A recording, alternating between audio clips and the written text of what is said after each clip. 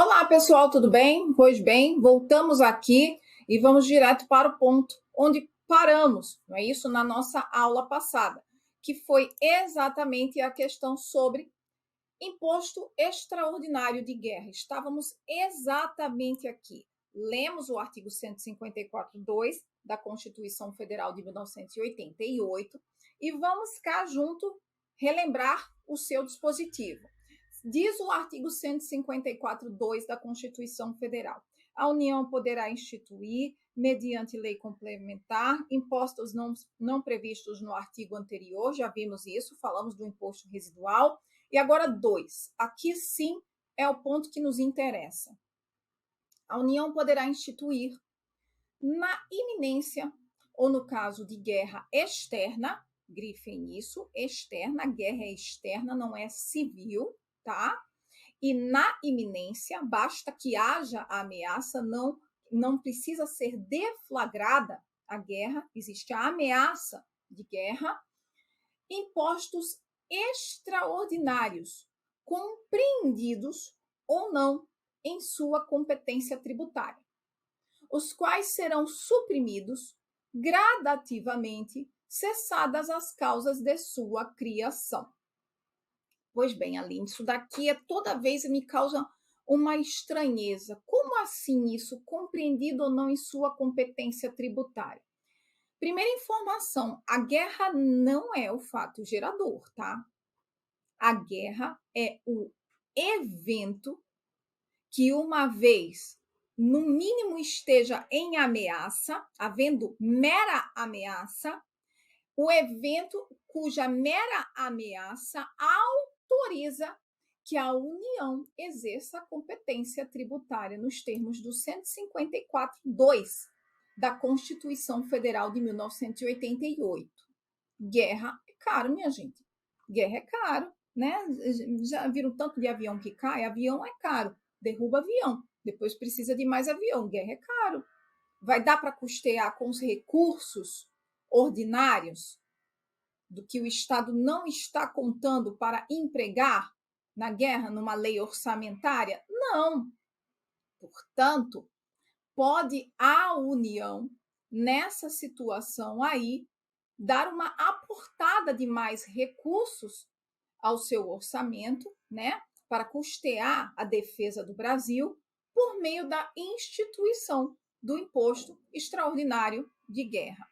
Pois bem, compreendidos ou não em sua competência. Quando a Constituição Federal de 1988, no seu artigo 154.2, fala que a União poderá instituir, no caso da iminência ou de guerra externa, impostos compreendidos ou não na sua competência, qual a competência da União para instituir impostos? A gente vai ver isso já já. Está no artigo 153. Então, a União ela pode instituir um imposto de importação guerra, ela pode instituir um imposto sobre a propriedade territorial rural guerra, um IPI guerra.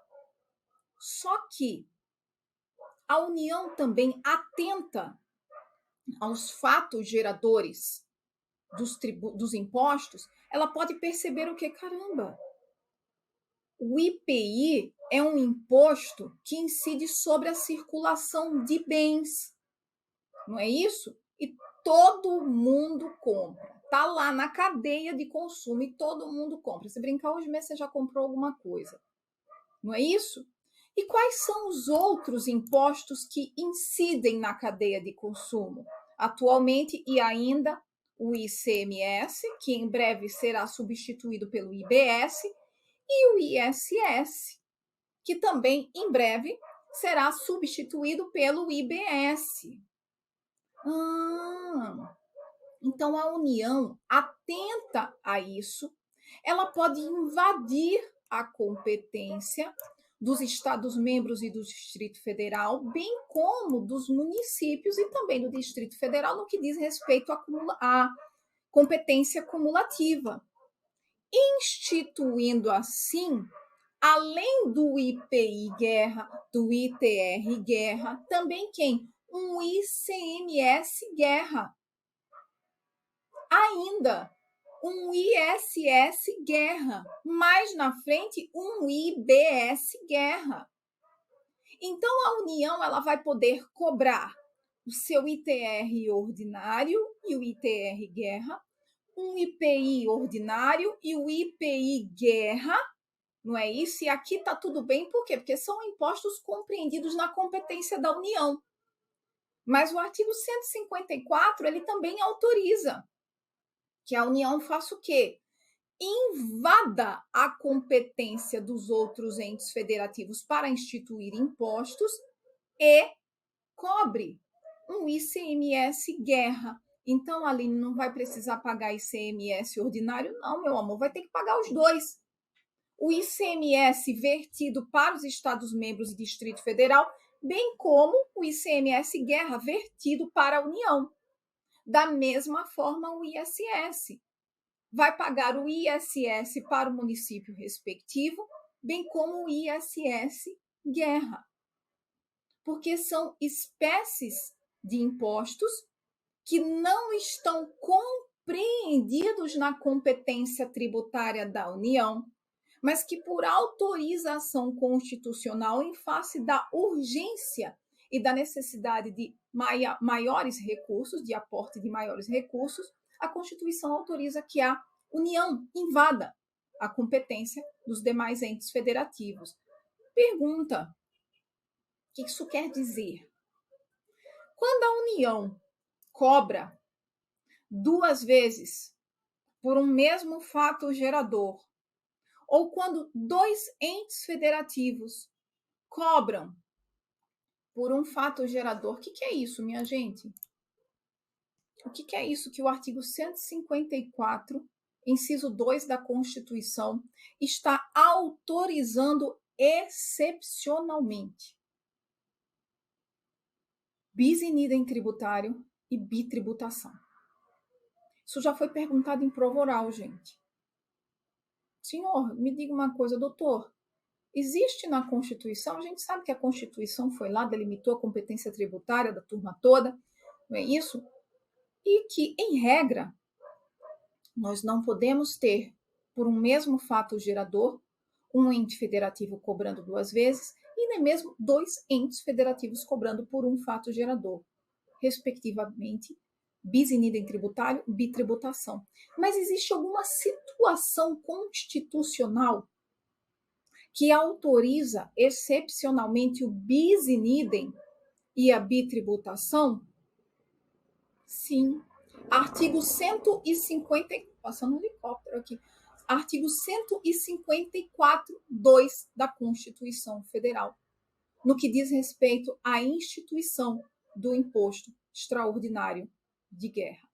Tenham atenção a isso, e eu espero que tenha ficado claro que não tem nada. Às vezes a redação do dispositivo e a gente lê naquela agonia, né? Não parece muito claro, mas é simplesmente isso.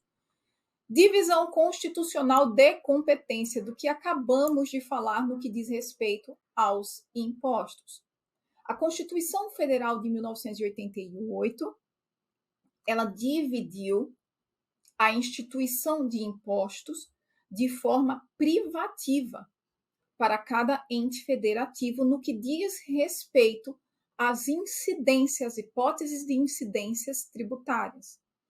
Todos os entes federativos podem instituir impostos compreendidos na sua competência tributária traçada pela Constituição Federal de 1988.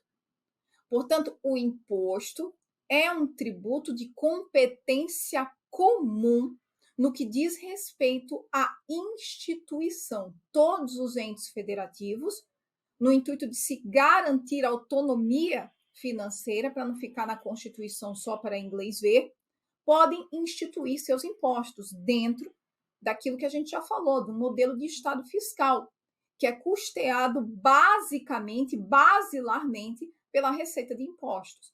Então, não adiantava nada os entes federativos menores, estados, municípios e Distrito Federal, viverem de repartição de receita tributária. E por quê? Porque sempre teriam que estar de pires na mão.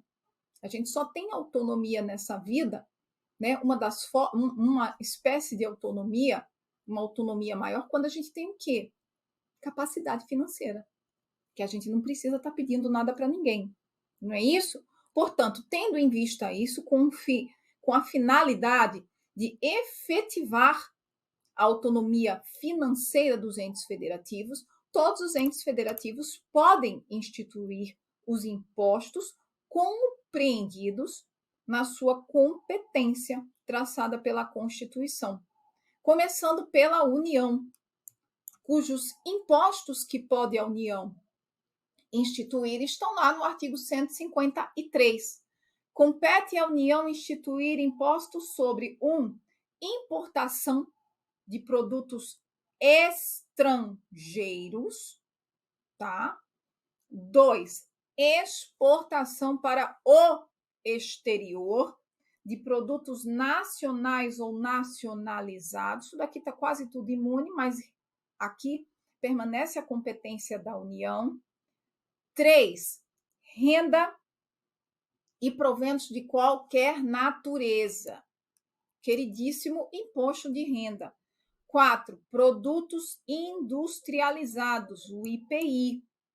5, operações de crédito, câmbio e seguro ou relativos a títulos ou valores mobiliários. Eu já vi em prova o seu examinador colocar imobiliário, dizendo que o IOF poderia ser instituído em face de valores imobiliários, e a pessoa vai lá naquela agonia e mete um cesão e está errado.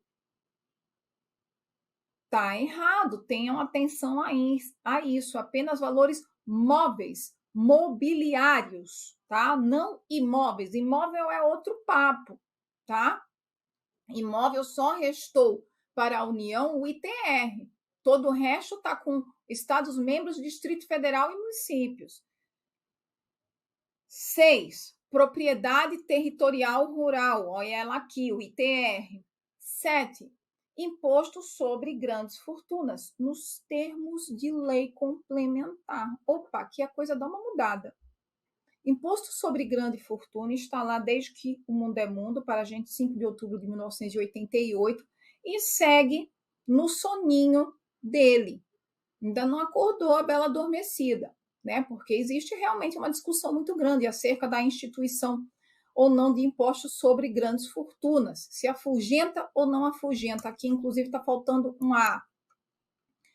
O investimento no nosso setor econômico. Enfim, isso é para economista. Para a gente aqui do direito tributário, a competência está lá estabelecida pela Constituição para a União. 8, aqui a gente tem novidade. Imposto sobre grandes fortunas, eu preciso de lei complementar. Da mesma forma que essa novidade aqui contida no inciso 8. Compete à União instituir imposto sobre 8, produção, extração, comercialização ou importação de bens e serviços prejudiciais à saúde ou ao meio ambiente, nos termos de lei complementar. Seguinte, é o chamado imposto seletivo da União, também conhecido como imposto do pecado. Qual a ideia aqui desse imposto seletivo da União? Substituir o lado extrafiscal do IPI. O IPI, ele é um tributo vocacionado para a extrafiscalidade. Só que o que se percebeu nos últimos tempos? O IPI, em que pese vocacionado para a extrafiscalidade, ele hoje em dia só perde em termos de fiscalidade para o imposto de renda. Virou um imposto fiscal, basicamente fiscal. Assim sendo, no intuito de se deixar ele, então, meramente fiscal, foi criado o imposto seletivo da União para substituir o outro lado da moeda do IPI, o lado extrafiscal, também conhecido como imposto do pecado. Muito se falou, não é isso? Porque ele vai incidir exatamente de forma mais gravosa naqueles ambientes que o Estado quer coibir a atuação do mercado. Aqui ele não tem como ser neutro, ou seja, as decisões do mercado serão levadas em consideração com o imposto seletivo da União. E outra coisa, também precisa o imposto seletivo da União ser instituído por meio de lei complementar. Que lei complementar esta? Lei 214 de 2025. Sim, o imposto seletivo da União já foi instituído, está lá no artigo 409 da Lei Complementar 214 de 2025. Seguindo aqui, competência dos estados e do Distrito Federal, artigo 155, aqui não acumula nada não, tá? Aqui desconsiderem, 155 da Constituição Federal de 1988. E por quê? Porque eu tenho no próprio caput do artigo 155 a compreensão da competência tributária ao Distrito Federal. Diz lá, compete aos estados e ao Distrito Federal instituir impostos sobre transmissão, causa, mortes e doação de quaisquer bens ou direitos. ITCMD. Quaisquer bens ou direitos. Bens imóveis ou móveis, tá?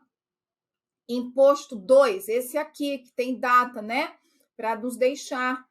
Imposto sobre operações relativas à circulação. Gente, precisa ler, tá? Você sabe por quê? Porque eu já vi perguntando em prova o conceito de ICMS. E aí o seu examinador jogou uma pegadinha lá e não incide ICMS, né? Não pode instituir imposto sobre transporte internacional. Foi alguma coisa assim, mas foi uma bobagem tão grande que eu fiquei tão injuriada com esse tipo de questão, mas enfim. Então, operações ICMS, porque ainda está no sistema. Operações relativas à circulação de mercadoria e sobre prestações de serviços de transporte interestadual e intermunicipal e de comunicação, ainda que as operações e as prestações se iniciem no exterior. 3. Propriedade de veículos automotores. IPVA, ICMS, artigo 22A da emenda constitucional 132, traz a sua data de validade. Ele segue valendo, mas irá sendo substituído gradativamente pelo IBS, até porque o IBS foi instituído.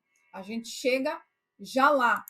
Competência dos municípios e Distrito Federal. Aqui, sim, tendo em vista a competência cumulativa prevista no artigo 147. Portanto, a competência do DF para instituir impostos de competência municipais, compreendidos na competência municipal, não decorre do caput do 156, tá? Decorre do artigo 147 da Constituição Federal.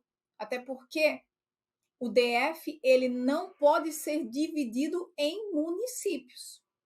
Entretanto, ninguém vai ficar sem pagar lá impostos de competência dos municípios, não é isso? Por isso que a gente fala que a competência é cumulativa, diferente da competência prevista no 155, que de fato compete ao DF. Então tá lá, compete aos municípios instituir impostos sobre 1. Propriedade predial e territorial urbana, o IPTU. 2. Sobre transmissão intervivos, ou seja, entre gente viva, contrato de compra e venda, com exceção de qual? Doação. Doação é ITCMD, não é isso? Lembrem-se disso, apesar de estar todo mundo vivo na doação, não é ITBI, é ITCMD. Então, impostos sobre transmissão inter-vivos a qualquer título, por ato oneroso, ó aí, oneroso, não é de graça, de bens imóveis, por natureza ou acessão física, e de direitos reais sobre imóveis, exceto os de garantia, bem como cessão de direitos e a sua aquisição. Perceba, quando eu falo em ITBI, eu estou falando em direitos sobre imóveis. O ITCMD volta lá. Ele, transmissão, é um imposto sobre transmissão, causa, morte e doação de quaisquer bens, móveis ou imóveis. Vai receber um carro de herança, vai ter que pagar ITCMD, meu caro. E é um bem o quê? Móvel, não é imóvel. Vai receber um sítio, joia, também vai pagar ITCMD, se for herança ou se for doação. Agora, se for um contrato de compra e venda, uma cessão onerosa, aí eu estou falando de ITBI, de imóveis. 3. Impostos sobre serviços de qualquer natureza, não compreendidos no artigo 155.2, ou seja, que não incidem o ICMS, definidos em lei complementar, definidos esses serviços em lei complementar federal, lei complementar 116 de 2003. Artigo 147, vamos lá entender essa competência cumulativa. Diz o artigo 147, de início vamos entender isso daqui. A União pode responder isso daqui, melhor falando. A União pode instituir impostos estaduais e municipais? Em regra, não. Existe alguma situação constitucional em que se autoriza que a União institua impostos estaduais e municipais? Agora está fácil. Sim. Artigo 147 da Constituição Federal. Competem à União, em território federal, os impostos estaduais. Então, os estaduais é da União. Então, lá no território federal, a União vai instituir o quê? Os dela, os do 153, e os estaduais, 155. E os do municipais? Depende. Depende de quê? Se o território não for dividido em municípios, cumulativamente, os impostos municipais. Portanto, se o território federal for dividido em municípios, a União só irá instituir os impostos federais e estaduais, bem como distritais. Se o território não for dividido em municípios, a União vai poder instituir tudo. Então, a União é um ente federativo que pode, nos termos da Constituição, eventualmente exercer competência tributária para instituir impostos de forma plena, cumulando a sua competência também a prevista no 155, a dos estados e Distrito Federal, e a das municipalidades. E agora vamos entender a parte final, o que resta ao DF. Ao Distrito Federal cabem os impostos municipais. É aqui que entra, que se justifica a competência cumulativa do Distrito Federal para instituir impostos de competência das municipalidades. Do imposto de competência compartilhada entre estados, Distrito Federal e municípios. Isso está lá no artigo 156A da Constituição Federal de 1988, inserido pela Emenda Constitucional 132 de 2024, não é isso? Deem uma olhada aí comigo, porque tem algo muito interessante aqui para a gente conversar. Diz o artigo 123, né, de 2023, a emenda, pensando em 2024 aqui. Artigo 156A, lei complementar, está aí. instituirá, imposto sobre bens e serviços de competência compartilhada entre estados, Distrito Federal e municípios. Qual a lei complementar que já foi editada resolvendo a parada?